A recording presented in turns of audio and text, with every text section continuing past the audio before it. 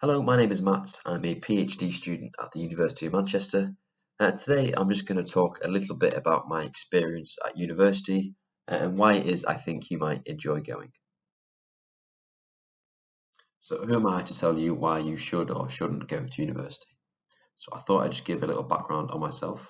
So, my name is Matt. I'm 24 and I have an MEng in bioengineering from the University of Sheffield. And as part of that, I specialised in the design of new biomaterials and regenerative medicine. In my spare time, whilst at university, I also played a lot of sports, and I was the track and field captain for the University Athletics Club. So I have quite a bit of information about different aspects of what university life could be. I also thought it might be a good idea to debunk any university myths that you might have heard. So firstly, it's the idea that you're going to be swamped in debt for the rest of your life if you go to university. So whilst you do need to take out a loan to go to university to cover the cost of tuition fees, that loan is better thought of as a tax when it comes to paying it back. So you only pay back any of that money when you're earning over £27,000. And just to put that into context a little bit, if you have a salary of about £31,000 a year, you'd only be paying back £360 a year. And on top of that, it gets completely wiped after 30 years. So it's best not to think of it as a loan where Channel 5 are going to come kicking down your door, taking away your things. It's more of a really manageable tax system is the way it works.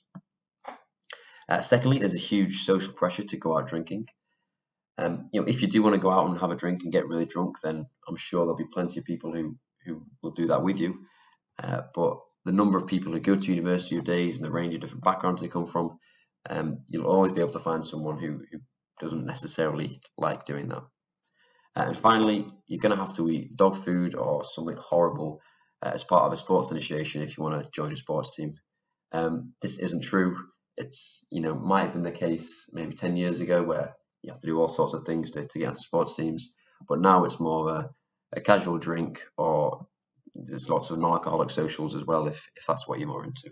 So you don't have to worry about eating any weird stuff like that. I thought it might be useful to hear about why I applied for university and what my experience of it was when I was there. So like I said, I have a master's in bioengineering from the University of Sheffield. It was a 4-year course and the grade requirements were AAA. And my reasoning for applying for this course is because I was interested in how engineering principles could be applied to the design of biological implants. Sheffield has a really great bioengineering department, and they have some top facilities, such as the Diamond building, which is brand new when I joined. I was also interested to learn some new skills, such as computer programming skills in languages such as MATLAB and Python. And also going to university, you get the opportunity to compete in BUCS events. BUCS is the National University Sports Competition, which is a great experience if that's what you're into. But university also offers way more than just your academic studies. I already mentioned I was on the sports committee for athletics, and I also spent a couple of semesters working for GSK as a brand ambassador when on campus. And on top of all that, you just get to live and experience a different city, living with people of a similar age to you, having lots of fun. And I think that's an experience that you don't get in many other places. So on this slide, I'm just going to talk about why I'm interested in biomaterials and regenerative medicine. So I've just highlighted a few examples of where biomaterials can be used to treat a range of injuries and disease. So for example, nerve guide conduits can be used to help stimulate nerve repair. Another example is synthetic skin. It can be designed to help heal burn wounds. And in the top right corner there, that artificial cornea, I actually made that as part of my master's project. I made this corneal scaffold that was designed to help regenerate corneal tissue to help those who suffer from corneal blindness. So what all this research has in common is that it has a real-world clinical application rather than just answering an obscure research question. So not only does this obviously help the patients, but these problems are also significant burdens on healthcare systems around the world. So finding affordable biomaterial-based solutions to these problems will also have a positive impact on wider society.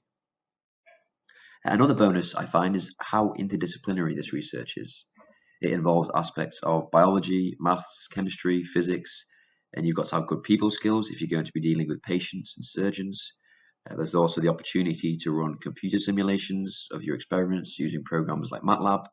So there's a real wide range of skills, and there's always an opportunity to learn something new. And finally, I also enjoy practically carrying out this research. So I enjoy the process of designing a material, manufacturing it into the desired shape and form, and then being able to physically hold the end product at the end of that process. And that's something that you don't necessarily get maybe in cell biology or genetic research, which I do enjoy. So a PhD is a great option once you finish university for a variety of reasons, and I've just highlighted a few here. So firstly, you get to independently research a topic that you're really interested in. You're your own boss, you manage your own time, and you spend it developing your project, which is intellectually very stimulating. Here at Manchester, we also get access to world-class facilities. So the Henry Royce Institute has just been built, and it's the National Institute for Materials Research in the UK. So it's kitted out with the very latest tech. And like I said, the project you work on has the opportunity to have a real-world impact. So I'm working closely with a surgeon for my project, which is a big step up from being a student. And finally, another reason is the opportunity you get to travel. So we're lucky enough to be on a program that is really well funded for travel. And the image here is of Brisbane, which is where the latest Biomimetics and Bioengineering conference was held. So hopefully now COVID restrictions are being relaxed, we'll be able to go to the next one.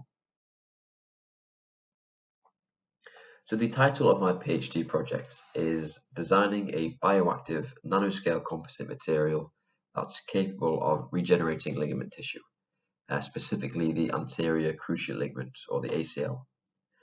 So the purpose of the ACL is to stabilize the knee joint.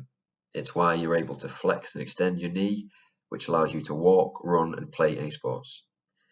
And key to its function is its structure, which is made of highly aligned collagen fibers that exist on the nanoscale right up to the microscale, as you can see on the diagram. Now, the ACL is often injured during sports such as football or skiing, where the knee can be suddenly twisted or overextended. Now, ligament doesn't have much of a blood supply, so if it does get torn, then it can't repair itself in the same way that your skin might if you cut your skin. So this creates a significant clinical burden, as in the US alone, there are around 350,000 ACL operations carried out each year, which costs around $6 billion in total. And part of that problem is that current treatments aren't good enough. Surgeons currently use a graft from the hamstring, which has poor long-term results, causing it to rupture again, which therefore requires another operation. Apologies to any Liverpool fans who might be watching this, but this is an example of one such ACL injury. Virgil van Dijk, at the start of the season, you can see how his knee has extended backwards the way it shouldn't go, which has overstressed his ACL, causing it to tear. And as I'm sure any Liverpool fans are painfully aware, he's not kicked a football since. So the aim of my project is to design a ligament graft that recreates the structure seen in natural tissue, like I showed a couple of slides ago. So we're taking inspiration from naturally occurring biopolymers that have a nanoscale structure, and that's a field called biomimetics. So once we've designed this material, we'll 3D print it into the desired form, and then the bit that I'm really interested in, we're going to chemically, physically, and mechanically optimize the materials so that we can control what the cells do when they come into contact with it. For example, we can control which way the cells will grow, how quickly they will divide, and what kind of cells a stem cell might turn into. So I hope you found this talk useful today. I've put my email at the bottom of the screen there, so if you've got any questions about university, biomaterials, or anything at all like that, then please don't hesitate to get in contact. Thank you.